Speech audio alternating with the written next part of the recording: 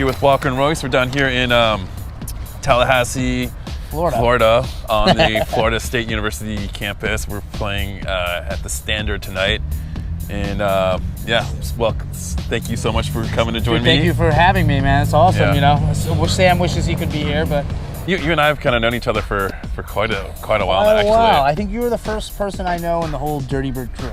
That's pretty crazy. We met at South South by Southwest. South by Southwest on this insane night, by the way. That was a crazy night.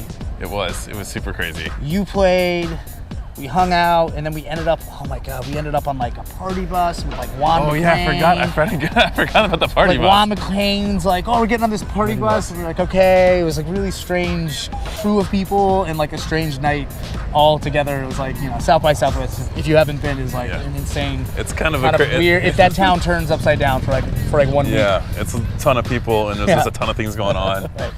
And I totally forgot about that party bus. Oh my God. Have you been getting any like kind of crazy like fan moments happening lately? Yeah. We have a track on Dirty Bird called ITB. It's this very ridiculous song. And people really love it. It stands for In the Butt. And at the Dirty Bird campout, these guys were amazing.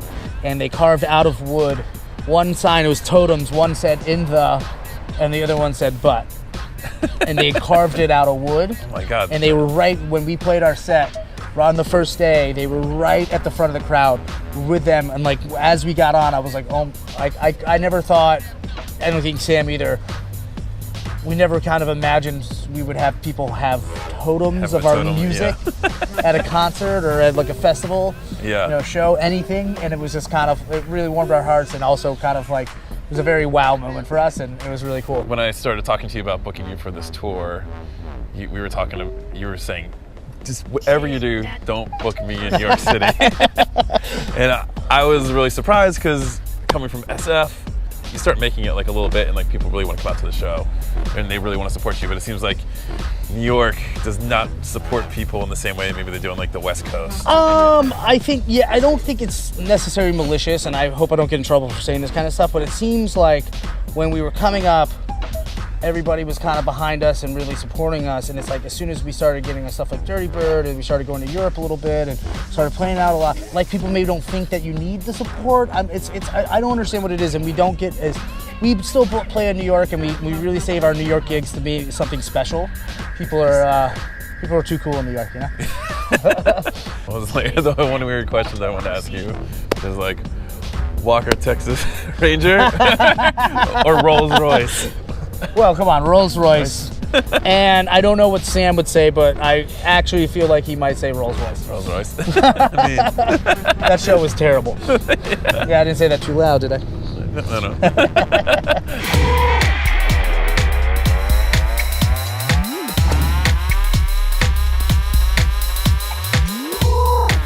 Hey, what's up, everybody? We're here down in Gainesville, one-on-one tour. I'm here with my friend Kevin Knapp, and there's a swamp back here and stuff, and I don't know what's going on, but anyways, thank you so much for joining me on this tour. You know? It's a pleasure to have you. So you just flew all the way in from Berlin, and it seems like Berlin's been like kind of like treating you well. You've been working with like a lot of like really cool producers over there. I think. What made you like move to Berlin? Was it just the music thing? Like, did you think like that was where I'm gonna have like my best like shot at making this work? Making it work. I thought that I'd built a niche for myself in San Francisco sound-wise.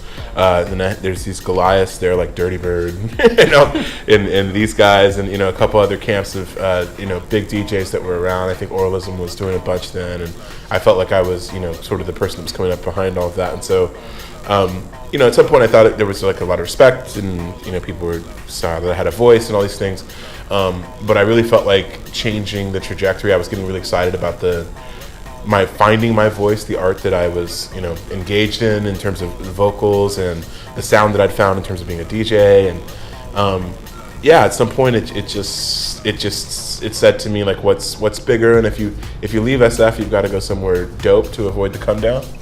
Yeah. And I'd heard a bunch about Berlin, and I decided that I wanted music more than being a lawyer or than having a legal career, and it just made a lot of sense. So, shit, I got off the pot, and I was just like, this this is go time. So that's what we did. This was definitely from my wife. It's like, when are we gonna get back in the studio together?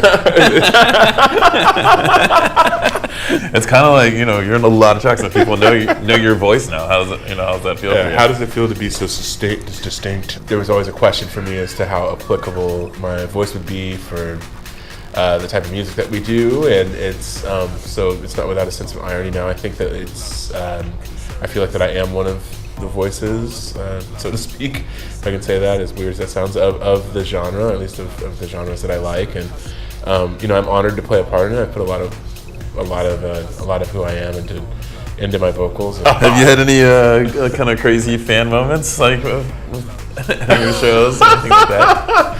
Any fan moments? I guess I was in London, maybe in the summer, and I had someone who was coming up to me, sort of quoting my tracks and getting sort of like a little bit more and more hammered. And well, she was commenting actually on the move to Berlin, and she's like, and yeah, and then you really picked up and you made, swell after you dropped the EP for Vive or for Material, and you moved to Berlin, and I thought that was a really good move, and I'm just like, I fucking haven't even shaken your hand, I don't know your name, like, it's like, oh, yeah. Thank you for like affirming my life choices. So like it's just moments like that. It's these things where you show up somewhere, you feel like you know no one, you're still a human being, and then someone's like in your lap, like singing your songs to you, like, like,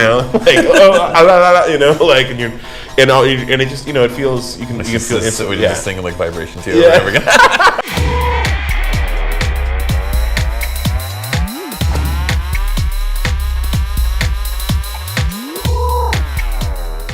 All right. How we look? I think we're doing good.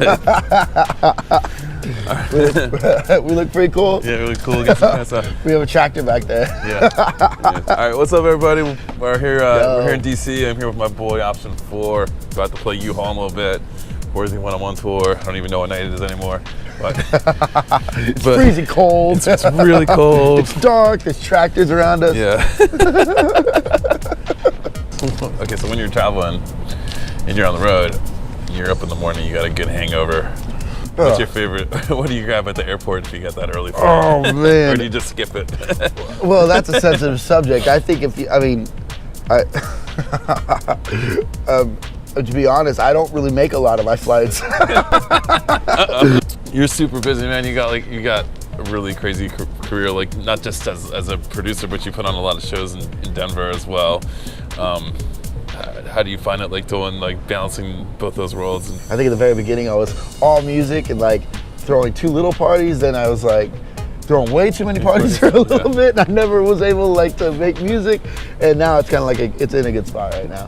Yeah. So I mean, speaking about your music, you've been doing a whole bunch of stuff with Sweat It Out, and you came up with this like really kind of crazy idea that I haven't seen anybody in the scene do, with the animation and this whole storyline. And yeah, you can talk about that like a little bit and explain it to everybody. It was really fun. I wanted to make like a interactive like comic book to work with the singles that were getting released. So the singles had these really dramatic names and but they were basically a chapter in its own mini section of each comic book. You and I have we collaborated on a track so far, and wanted to see what's your impression of working in the studio with me was like. Oh man, putting you on the spot. It was just kind of fun to put myself in a different creative space and create something with you that was really easy and natural, and the final product is something like you said. I mean, it doesn't sound like anything you would do on your own. Yeah, it doesn't sound like anything I'd do on my own. It was awesome the way it came out. I can't wait for everybody to you hear definitely pushed, I thought, us to go in that direction. So we were kind of trying to make something, and you're just like, let's just do something that none of us would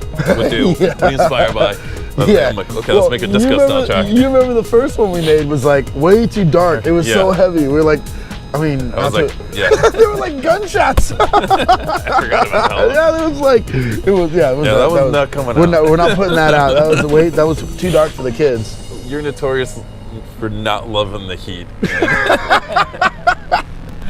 So that's why you froze me. You gave me the coldest. Yeah, gave me the coldest. The coldest interview.